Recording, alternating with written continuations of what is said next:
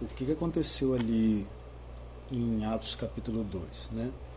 A maioria das pessoas, elas interpretam que os apóstolos, os discípulos, aquelas 120 pessoas que estavam ali, começaram a falar idiomas. Aí cada pessoa ali estava falando um idioma diferente, e aí tinham pessoas ali que tinham aquele idioma, então aquelas pessoas começaram a entender porque os discípulos estavam falando no idioma deles. Eu não consigo olhar, até mesmo de uma forma natural, e enxergar essa possibilidade. Por quê? Você tem 120 pessoas falando para um grupo de mais de 3.000 pessoas. Qual é a chance, a probabilidade de que uma pessoa no meio de 3.000 pessoas consiga entender o que uma pessoa está falando no meio de 120 pessoas que estão falando juntas? Imagine, 120 pessoas falando junto, cada uma falando um idioma diferente. E aí você que está no meio de 3.000 pessoas vai entender o que aquela pessoa está falando lá. É bem difícil. E aí imagina que dessas 3.000 pessoas, cada uma conseguiu entender o que aquela determinada pessoa que estava falando no seu idioma estava dizendo. É muito difícil isso, gente. Agora, para mim a melhor interpretação é essa. Aqueles 120 começaram a falar línguas estranhas. Tão estranhas que alguns chegaram a dizer que eles estavam bêbados. Né? Isso explica aí o fato de que algumas pessoas disseram que eles estavam bêbados.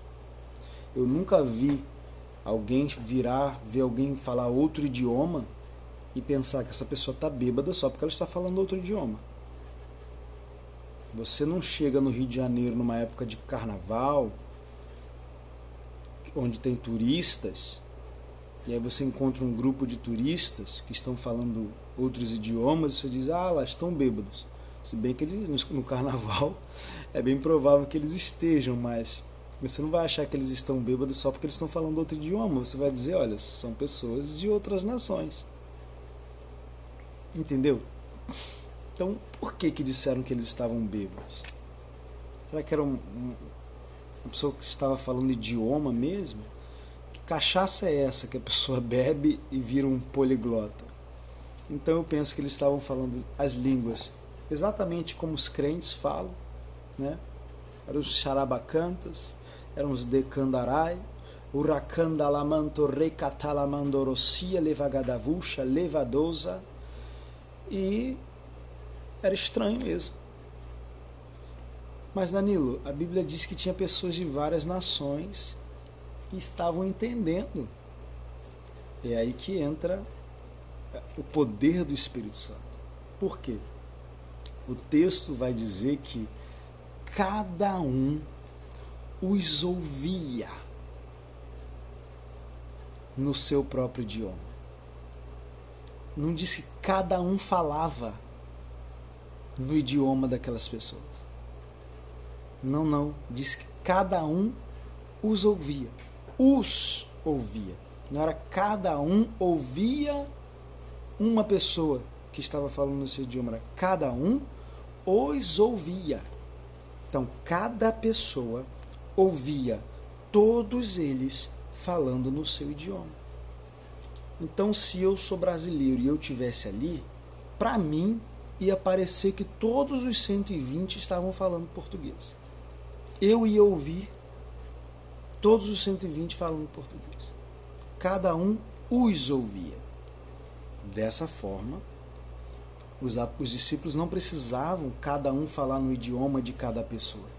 Eles falaram em línguas, as línguas que nós oramos e falamos, e o Espírito Santo trouxe um sinal, um mover ali, que você não vai encontrar em nenhum outro lugar em Atos, Você não vai encontrar ninguém pregando o evangelho em línguas. Isso não existe na Bíblia.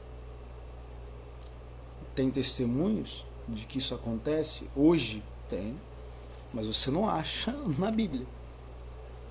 Você acha esse único momento em que diz que pessoas entenderam.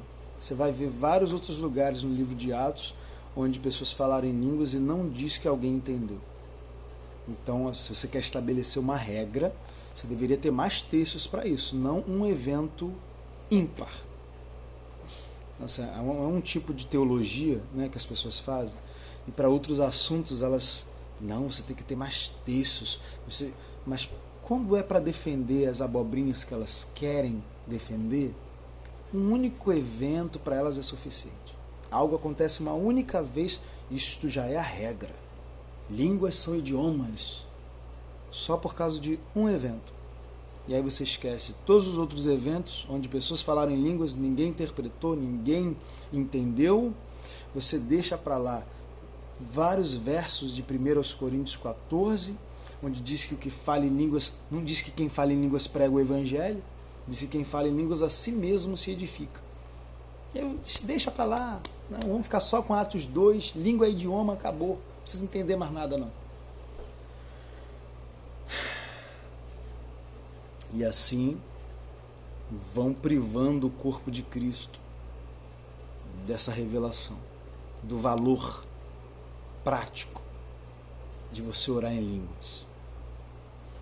Então o que aconteceu ali em Atos 2 é que Deus fez mais ou menos o contrário do que ele fez lá na Torre de Babel. Porque na Torre de Babel as pessoas falavam a mesma língua umas das outras, e de repente elas pararam de se entender. Deus confundiu as línguas. Obviamente, provavelmente, várias línguas surgiram ali, mas eu tenho a impressão de que, para quem estava falando, a pessoa talvez não percebeu que estava falando uma língua diferente. Talvez para ela estava falando a mesma coisa.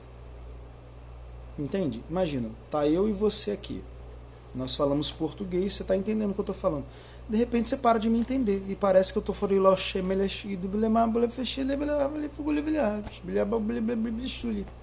entendeu? Entendeu? Não entendeu. Também nem eu entendi. E também não estava orando em língua não, estava falando. Viu como que tem diferença você falar em línguas e você falar coisas inventadas? Tem muita diferença, né? Falar em línguas é isso aqui, ó. Kilamassonda e pradika zamba levuja catela mando rossia que la vagadavusha rasa mamba gevadosa riketo alke falikatista alke vozambla que toque le mahale kizilavaronde zaba. Então, de repente, né? Como que eu penso que aconteceu lá na Torre de Babel? Estou aqui falando com você e aí você para de me entender, mas para mim eu continuo falando português. É só você que parou de me entender. E eu, de repente, parei de te entender. O que você está falando parece outra coisa. E assim, Deus confundiu as línguas. As pessoas pararam de se entender. E aí se separaram, né? E aí as línguas foram se multiplicando e se transformando, como é até hoje, né? Você vê que do latim várias línguas surgiram. Sei lá. Então foi isso que aconteceu. Então basicamente em Atos 2 Deus fez o contrário. Deus fez com que todos eles entendessem, mas cada um entendeu no seu idioma. Isso não é incrível? Agora, olha só que interessante. Lá na Torre de Babel, o que estava acontecendo? Você tinha um homem, que era Nimrod, que estava debaixo do espírito do anticristo.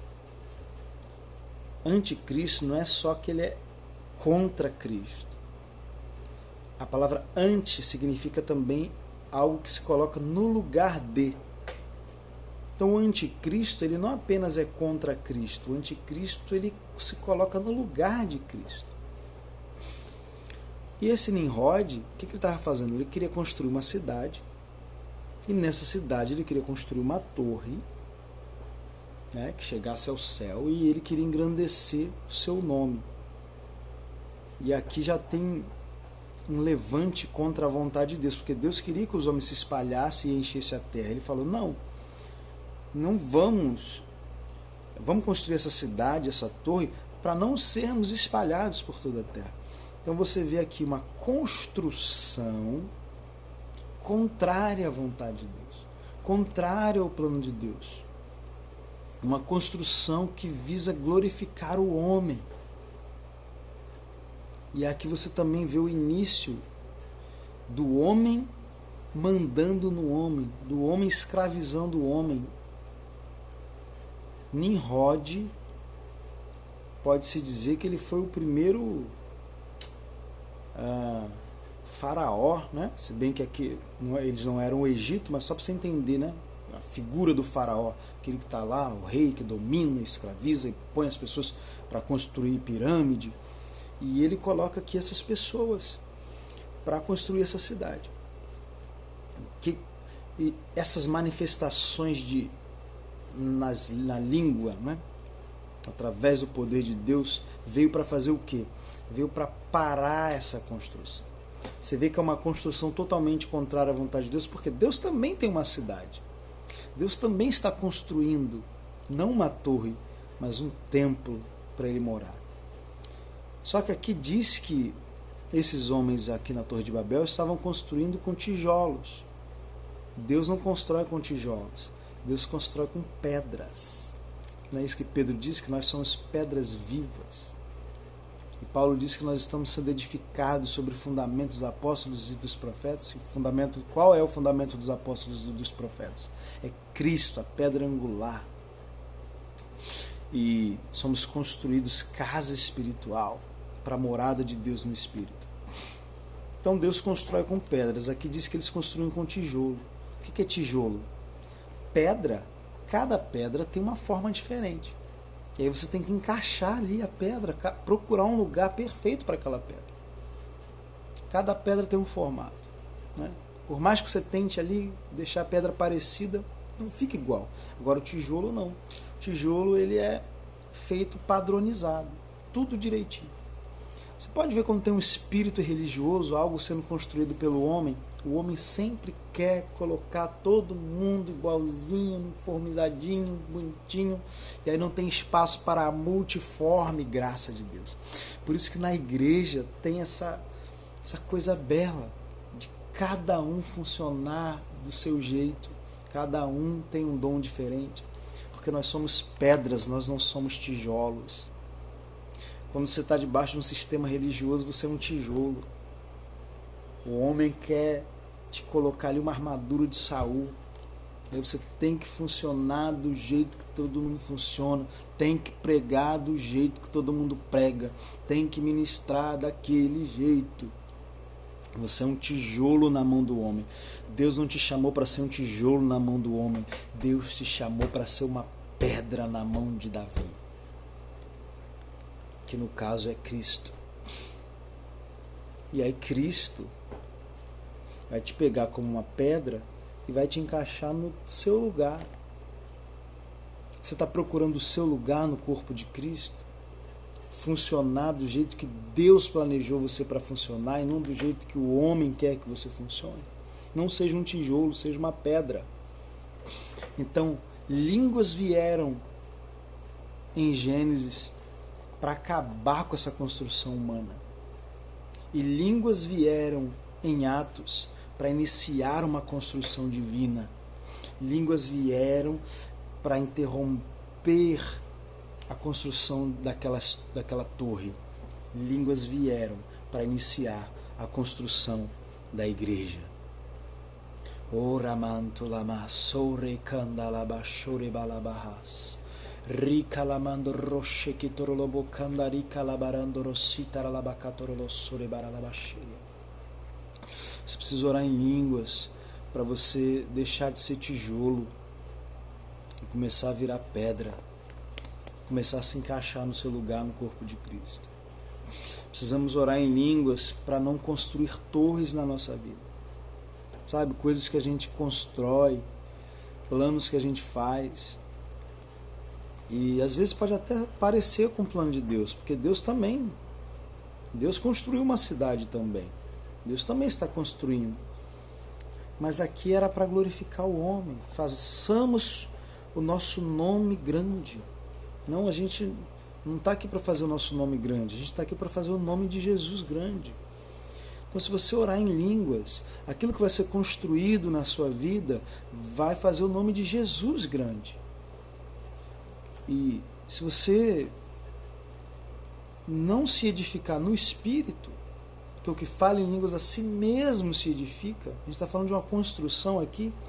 Primeiro você se constrói, e porque você se construiu, agora você vai construir a sua vida. Então você se constrói em Jesus e agora você vai construir a sua vida em Jesus. É aquele homem que constrói essa casa sobre a rocha, que é o quê? Fazer as coisas de acordo com Cristo, com as palavras de Jesus, a forma de Jesus agir. Aquele que ouve as minhas palavras e pratica. Mas você só vai ser alguém que ouve as palavras de Jesus e pratica se você estiver edificado nele. Primeiro você se edifica e aí depois você edifica a sua casa. E como que eu me edifico? O que fala em outras línguas, a si mesmo se edifica, se constrói. Sabe, a pessoa que Deus precisa que você seja, o pai que seus filhos precisam, o marido, a esposa, o empregado, o patrão, a pessoa que você precisa ser, e você olha, você sabe que você precisa mudar, mas você não consegue. O que fala em línguas a si mesmo se constrói. Deixa o Espírito Santo construir você. Se construa a pessoa que Deus sonhou que você fosse, orando em línguas.